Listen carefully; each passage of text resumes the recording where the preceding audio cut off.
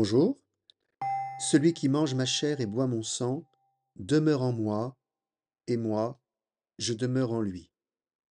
Celui qui mange ma chair et boit mon sang demeure en moi, et moi, je demeure en lui. Dans ce texte de Saint Jean que nous lisons ce dimanche au chapitre 6, Jésus prononce un long discours sur le pain de vie. Il faut noter qu'on ne trouve pas dans l'évangile de Jean de récit sur l'institution de l'Eucharistie, et qu'à la place se trouve inséré le lavement des pieds, opéré par Jésus et ses apôtres. Ce long discours sur le pain de vie vient donc expliquer la signification du sacrement de l'Eucharistie. Que l'on ne s'y méprenne pas, il y a un mystère eucharistique. Le geste de Jésus a une portée inouïe qui échappe à notre entendement. Approchons-nous au plus près des mots mêmes de Jésus. Celui qui mange ma chair. L'expression est radicale. Et ceux qui ont persécuté les chrétiens prétendaient qu'ils se livraient à des sacrifices humains. Manger signifie se nourrir. C'est un besoin physiologique qui assure la croissance de l'être humain et lui donne des forces. Il y a ici une transposition vers le champ spirituel. Nous avons besoin de manger pour grandir spirituellement. La chair fait référence à notre corps, mais pas seulement. Dans la chair se trouve également l'esprit.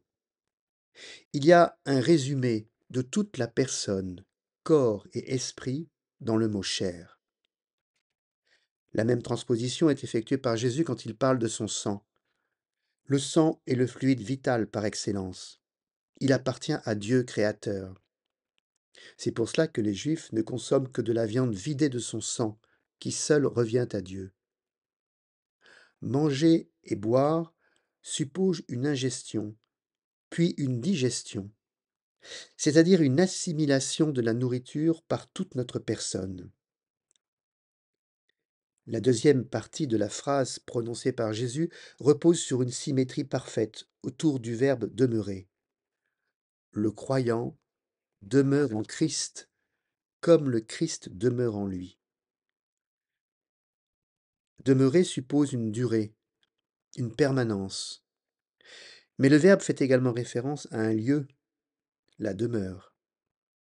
Espace et temps se trouvent réunis dans le fait de demeurer. Et cette symbiose a partie liée avec la vie éternelle. Le sacrifice eucharistique ne peut se comprendre sans prendre en compte le sacrifice de Jésus sur la croix, sans sa passion et sa résurrection.